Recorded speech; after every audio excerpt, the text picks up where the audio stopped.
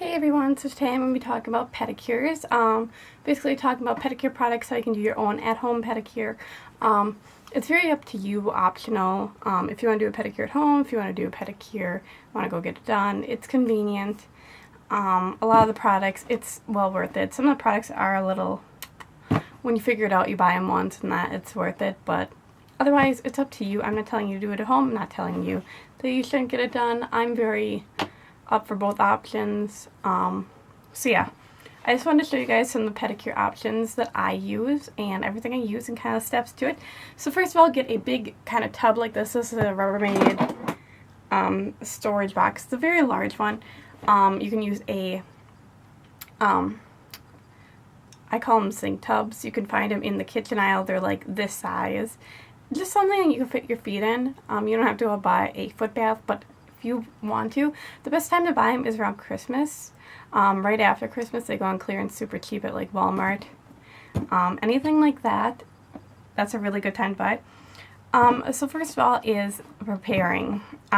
First of all, I would fill this with really hot water, and I would use a soak, or I would use a really very gentle soap. Could be hand soap, things like that. And some Epsom salts I would put in there, or I have this. This is the Avon Footworks in lavender, and this is just a soak. I'd put a little bit of this in there. And while I'm waiting for the water to cool down, I want to start the water a little bit hotter because it will cool down within time. I'm going to take off and remove my nail polish, cotton balls and nail polish remover. I do not recommend using acetone all the time because it dries out your nails and you need something to re-nourish it again. So I recommend using non-acetone, but if you have glitter polish, I would recommend using acetone. And then you would want to clip your nails to the desired size. Do not use a little nail clipper like this. Use a decent size that's made for toes, because toenails are really hard to clip. Anyone knows that. And another thing is, I look for a toenail clippers with one of these on it, so I can kind of get around, get underneath the nail, and get any little dirt or nastiness underneath there. And then I make sure I have no ingrown toenails by getting underneath the edges. And then I would take and work on my cuticles. I would use a cuticle cream or something in that nature, and I would use a either orange wood stick, a cuticle pusher, things like that. These are really cheap at Sally's. You can get a huge bag of them, I think, for like $7. Pretty much put that cuticle cream, push back your cuticles. You do have cuticles on your toes, and they can get really long and disgusting. And then you're going to nip them, or usually you can just kind of scrape them off with the orange wood stick or a metal pusher. You got to be very gentle with these metal implants versus like the orange wood stick. And then after you're done with that, you can start, if you want to use a buffer, it's up to you. I would usually save the buffer for last, but if you have any little imperfections, say you scratched your toenail or something like that, you could use one of these buffers. This is just a Revlon Crazy Shine one, and this is just a generic one. You can find these at Dollar Tree. They're really good to use on your nails.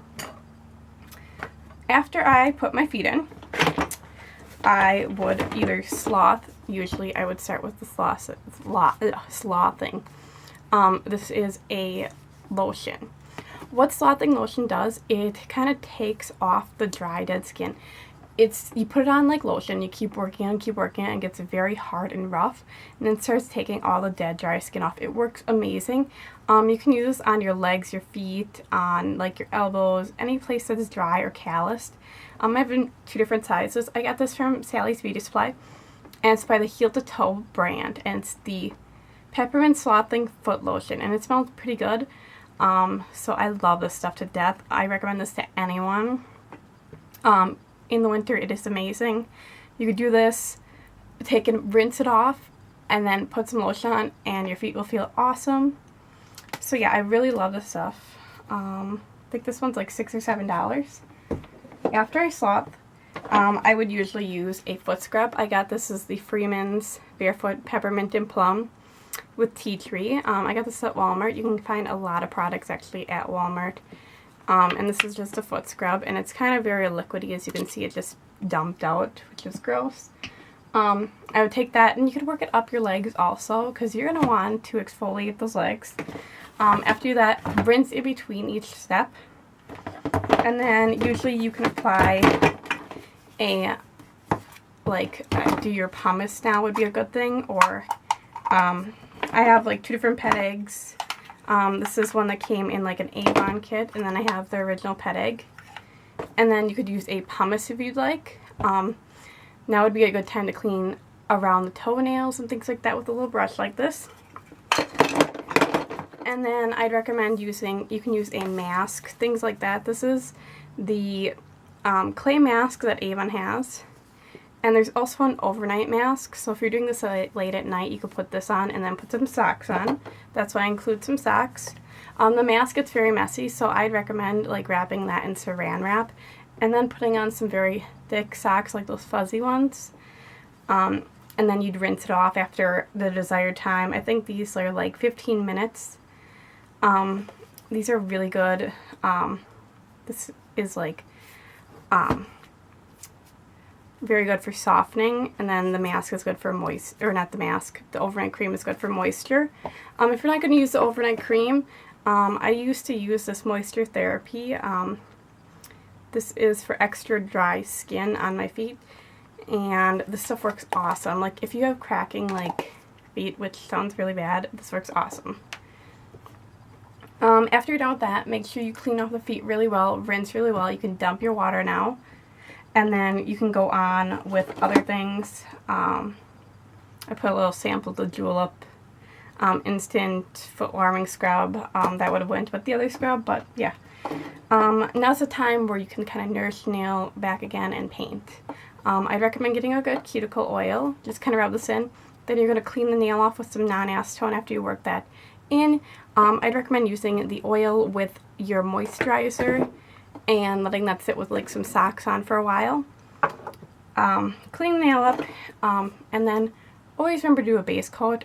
Toes are one of the hardest things to get color off of. It's very stubborn too, but it's kind of a good thing at the same time. So use your base coat, do your colored polish, and then use your top coat, and then you're pretty much done. These things, I find them completely pointless. Why use them when you can use cotton balls and unroll the cotton ball and put in between? These are the most painful things on earth. I have had these for years and I never use them. I don't know why I still have them, but they're pointless. Another thing is a good like pumice stone. This is just a foot file. This is a lighter one. These work very awesome. So that's basically what I used for pedicures. There are other things. I'd recommend going and looking on Avon. Sally's Beauty Supply has a lot of it. Walmart is trying to like expand their like pedicure stuff and that. It's on like the lower shelf, so it's a little bit hard to find. So if you guys have any questions about pedicures or anything like that, or want any more nail videos or things like that, please leave a video response or comments below. If you guys want to leave a video response, you're more than welcome to. So thank you guys so much for watching and have a good day. Bye!